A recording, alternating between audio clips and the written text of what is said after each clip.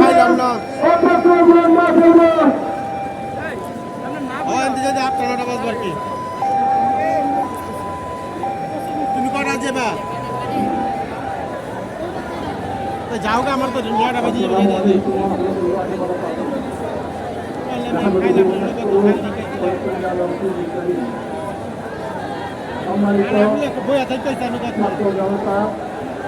সাংবাদিক বন্ধুগণ সর্বস্তরের ভাইয়েরা একটা প্রশ্ন বারবার করতে মন চায় প্রশ্ন হলো আর কতদিন আমাদের ময়দানে সংগ্রাম করতে হবে, আন্দোলন করতে হবে, আর কত রক্ত ঝরাতে হবে, আর কত আবু সাঈদের প্রাণ শোনা হবে, আর কত মুগ্ধ প্রাণ দিতে হবে, আর কত মানুষ আহত হবে, কতদিন চলবে? একটাই প্রশ্ন বারবার করতে মনের মধ্যে হতে পারে।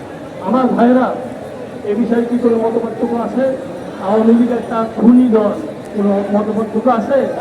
সন্ত্রাসী দল, চাঁদাবাদীর দল, বিদেশের টাকা পাচারকারী দল, এদের দেশ নিরাপদ ছিল না। আগামী তো যদি পুনর্বাসনায় ঠিক থাকবে না, এই জন্য বারবার বলেছি অবশ্যই এদের নিবন্ধন বাতিল করতে হবে।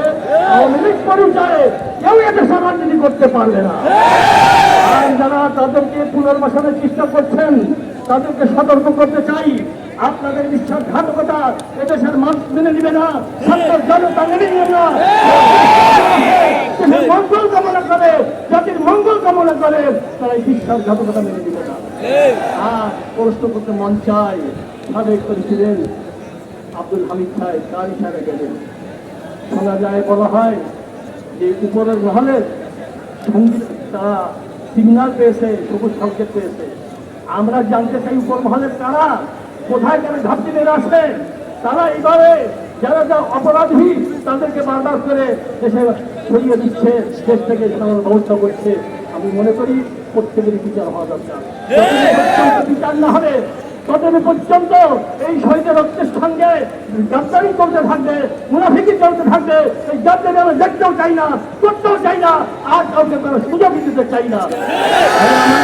আপনারা দেখেছেন যখন দেশের স্বার্থ বিরোধী, বিশেষ করে মানুষের অধিকার বিরোধী কোনো অবস্থান তৈরি হয়, সাথে সাথে এদেশের ছাত্র জনতা ময়দানে নেমে এসেছে এবং আজকেও নেমে এসেছে।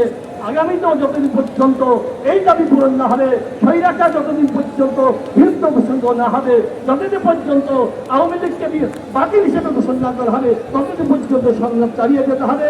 ইসলামী আলো বাংলাদেশ সবসময় ছিল, আগামীতেও থাকবে ইনশাল্লাহ। যে কোনো কর্মসূচি গ্রহণ করবেন ইনশাল্লাহ পাশে থাকবে।